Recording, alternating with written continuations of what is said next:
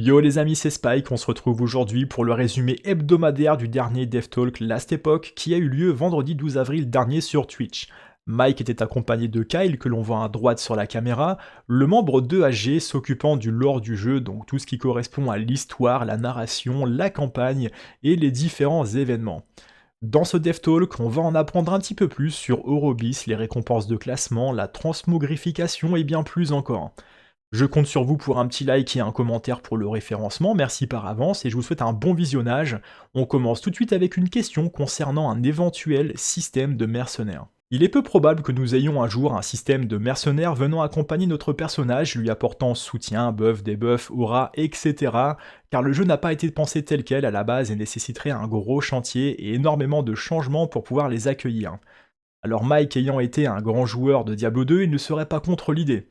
C'est peu probable que ça puisse arriver, mais c'est pas impossible non plus. Okay. Next question. What is the stance on a mercenary / follower / combat pets? I think they're neat. Mike, what do you think? I love this question because I always get to answer, we already have one. And everyone's like, what are you talking about, Mike? And I'm like, that Melvin Mervin's writ. I love that item. The relic that goes here and it gives you a crossbow mercenary. So I still think it should deduct 1 gold every time it fires a crossbow bolt. I simultaneously love and hate that. I think that a mercenary system works really well if you design the game with that mercenary system in mind as you're designing the game. We've kind of, a lot of the stuff we've designed with the game has especially a lot of stuff around pets has specifically been knowing that we didn't have that system and knowing that we weren't planning on adding that system. So I think it's unlikely that we would add something like that, at least anytime soon, but I definitely don't want to say impossible because it does add a really nice secondary avenue for gearing. One of the things I really love about Diablo 2's itemization is that there are these there's this whole class of items that is terrible for players, but due to some I think quality of life changes that they made to probably latent development of I'm purely speculating here, but I'm assuming that they were playing with Mercenaries and Mercenaries gear was breaking and they're like, this is terrible because you don't know when it breaks, it's not in your face, and then they were like, okay, let's just make it so the mercenary gear can't break, and then suddenly that like one tiny little thing has this cascading effect of like suddenly this whole class of ethereal items are unbelievably awesome for mercenaries. And you know, like, sorry, I'm just rambling a bit, but yeah, there's that that interesting, the fact that there's these ethereal items that are really good for mercenaries means that there's this whole new class of items that are useful and interesting to pick up and things like that. So that's one of the reasons why I think that they work so well in Diablo 2, and that type of feeling is something that would be great to get into Last Epoch, but we don't have any plans for it, and it is a pretty significant adjustment that would end up being made if we did that. So maybe, but no plans to. Allez, on enchaîne avec les arbres de passifs des anciennes masteries qui vont être revus de la part des développeurs afin de les rendre aussi impactantes et polyvalentes que celles du Runemaster, du Warlock ou du Falconer. Mike et Kyle évoquent notamment les passifs du Shaman et du Forgeguard qui semblent être prioritaires et ce rework pourrait arriver dans la prochaine saison avec le patch 1.1. Have plans to take a big look at the Shaman and Forgemaster passive trees. Looking at the offensive and defensive power in newer trees makes me think that there is a lot of potential for Shaman / Forgemaster trees to get overhauled. Is this a Cycle 2 possibility? Mike, what do you think? Well, first off, you can feel free to correct the terms as you read them if it makes it easier for you. No worries. I was just kind of going off the cuff. Yeah, go off the dome. Either way, it doesn't matter. But yeah, I felt the stuff because it happens to me all the time. Forge Guard, yes. It's Rune Master and Forge Guard. Yeah, I think that we will. I can't give any specifics on what's coming in Cycle 2. There are a significant number of adjustments that we've made to passives in general. And Forge Guard and Shaman have not been forgotten in there. I don't want to accidentally start some rumor of a rework or something like that. But yeah, we know there's some love that is needed there, and we are looking at passives. There's a big passive update branch that hasn't been merged in yet, but hopefully soon. On enchaîne avec la compétence Mana Strike du mage très utilisé chez le Spellblade qui pourrait recevoir une conversion vers un autre élément que la foudre. C'est une possibilité qui a été évoquée en interne, mais a priori ce ne sera pas pour tout de suite. Thematically, as a Spellblade, can Mana Strike have elemental conversion other than lightning? I think that's been talked about recently, hasn't it, Mike? Yep. Yeah. We're I don't know if we're saying anything about it yet, but yeah, I actually have a ticket on my plate to help with that. Nice. Yeah, like I forgot, man. I forget which like game design discussion it was where that came back up. But yeah, like it's one of those ones that just kind of comes into conversation every once in a while. But yeah, it's been talked about. Like Mike said, we don't have any it's on its concrete way. stuff. Yeah. Some conversion, maybe. Concernant les sets et les factions, les développeurs disent avoir beaucoup appris lors du premier cycle du côté des factions. Certaines récompenses de rang de faction vont changer de niveau de rang et d'autres vont être complètement modifiées. Concernant les ensembles de sets, le rework ne sera probablement pas prêt pour la version 1.1, donc le rang 9 de la faction Circle of Fortune devrait être soit retiré, soit devenir une récompense d'un rang inférieur. And A, do you plan some changes on set items? My bad, TBH. I would love change level 9 COH to get it much quicker, like level 4 and a 5th. Mike, what you got? Yeah, so the I can't really give any specific details on this right now. We are not in 1.1, unfortunately. We are looking at a pretty big shake-up to how set items work and like make them an interesting part of the in-game gearing process.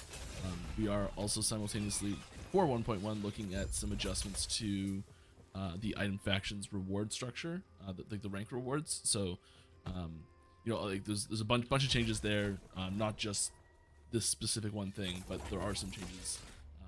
There's like the rank rewards for both are getting shuffled a bit and shaken up, and we learned a lot in this first cycle. So we made a few mistakes, and we'll be making some updates to it. And yeah, there's you'll have to wait a little bit more for the set stuff, but next patch will have some shuffling. Allez, parlons un petit peu de l'origine de Shade of Orobyss. Kyle étant le membre d'EAG s'occupant exclusivement du lore du jeu, il nous explique que les 3 derniers chapitres de la campagne viendront nous en apprendre plus sur l'origine du fameux boss que l'on est amené à battre très souvent dans les monolithes, Shade of Orobyss. D'ailleurs, Kyle précise que l'on ne se bat pas directement contre Orobyss dans ses fameux échos, mais contre des reflets de lui-même. Les Shades of Orobyss ne sont pas Orobyss, et Kyle estime qu'ils ont fait une erreur dans la dénomination de celui-ci, car tout le monde dit Orobyss alors que ce n'est pas le cas, moi le premier. Cette partie du Dev Talk est intéressante car comme vous le savez certainement, Shade of Orobyss utilise 6 compétences différentes parmi un total de 30 déterminées de façon aléatoire au moment de lancer l'écho. Maintenant, dites-vous que Shade of Orobyss n'est qu'un reflet de celui-ci, j'imagine dans une version diminuée, et que si nous devions un jour affronter le vrai Orobyss, il pourrait utiliser l'intégralité de ses 30 compétences dans un même combat. On en saura certainement plus lorsque nous aurons les 3 derniers chapitres de la campagne, mais il y a des chances que ce soit un futur Pinnacle Boss. I'm halfway through reading it and this is a phone. I'm really interested in the background, source, origin of Orobyss. Is this something that has been explored in game that I may have missed? Or, without getting spoilery, is this something that we might be able to look forward to hearing more about in the future, or is that the past? So, this is another one where the answer is yes. So, there are currently planned 3 more, campaign chapters of, the main campaign, and the origin of Orobyss does come into play within these last 3 chapters.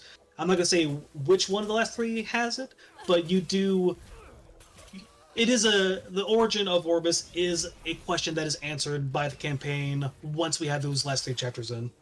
And just a note to add in, a lot of people, I think, shortcut the term, so it ends up being confused by some new players sometimes, is that the boss you fight in the mono timelines is the Shade of Orobyss, it's not Orobyss itself.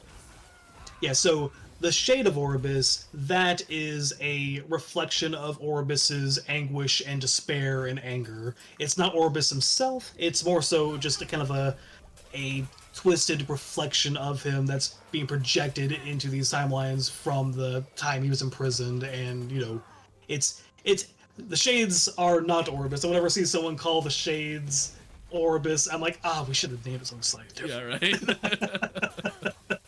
La transmogrification. L'équipe bosse en ce moment sur un système de transmog et c'est la première fois que Mike le confirme, bien que la question ait déjà été posée maintes et maintes fois dans des devtalks précédents. Ils sont en train de discuter en ce moment de la façon dont la transmog sera utilisée. Alors pour ceux qui ne sont pas familiers avec ce terme, la transmogrification est une fonctionnalité permettant de modifier l'apparence d'un objet tout en conservant ses caractéristiques d'origine. Ce système existe dans de nombreux hack and slash, dans World of Warcraft et bien d'autres jeux, et pour le côté esthétique et visuel, c'est très plaisant et souvent apprécié de la communauté. Vous en avez marre que votre arme principale ressemble à une branche d'arbre et vous souhaiteriez changer son apparence pour quelque chose de plus joli? EHG a pensé à vous. Guys rock, you rock as well. Wanted to ask, are there any plans to enable item transmog with in-game items? I guess the system is already there with the MTX Cosmetics tab. Will it be possible to include the in-game items there as well upon Shatter or something like that? Also, please make it available in offline as well. Thanks. Thanks to you. Mike, I'll let you take that one. Yeah, we are working on a transmog system right now.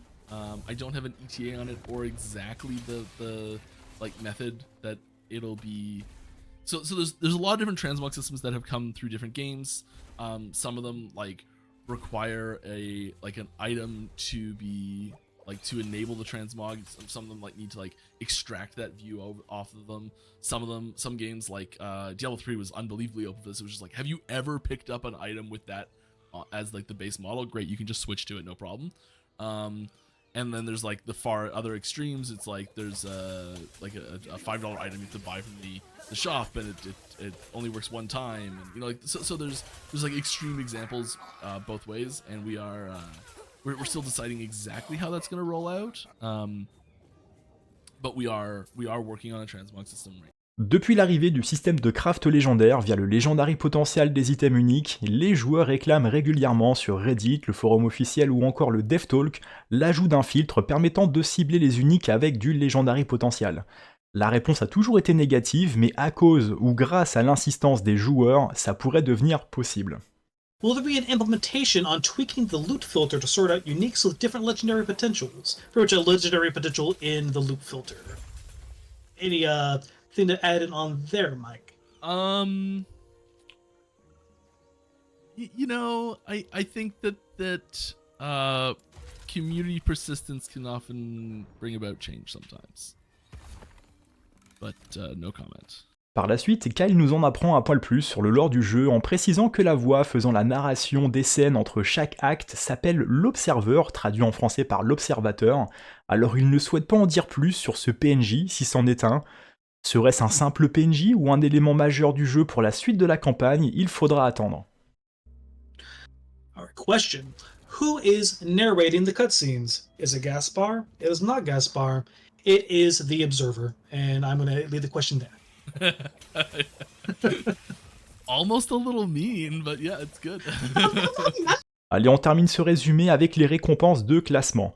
EHG bosse sur des récompenses liées au leaderboard et au classement de ses joueurs.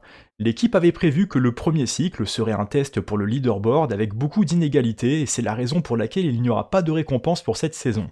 Cependant, c'est une feature sur laquelle il bosse, il ne précise pas le type de récompense qui serait disponible. On imagine que ça pourrait être des bannières, des pets, du MTX, voire des items uniques, non pas forgés pour du endgame, mais avec des skins uniques permettant de se faire distinguer en ville lorsque le système de transmog sera présent. Personnellement, étant compétiteur, c'est quelque chose que j'attends avec impatience. Voilà, le résumé est terminé les amis, merci à tous d'avoir suivi, désolé pour le retard de publication sur YouTube, j'avais d'autres priorités IRL ces derniers soirs. Le prochain résumé arrivera début de semaine prochaine et le prochain DevTalk c'est demain soir, vendredi 19 à 22h sur Twitch, la chaîne Twitch de Last Epoch. Si vous voulez suivre directement le live, c'est Last Epoch Game tout attaché. Allez, ciao les slashers. Are there future plans for adding rewards for finishing on the leaderboard, like a cool vanity, maybe banner or portal, something that can be made unique for each season? Will make the leaderboard actually be a worthy thing to grant for merch. Leaderboard rewards. Mike, any thoughts? Yeah, leaderboard rewards are a target for us. I think while we knew that the first season, the first cycle would be very volatile, and putting in a valuable reward for the first cycle especially would be I think it would have left us open to some issue. I think there's a very good chance we expand into that type of thing later. I'd love to. I think there's really great, cool ways to like, really cool, unique ways we can distribute some fun things like that. And yeah, it's on the list.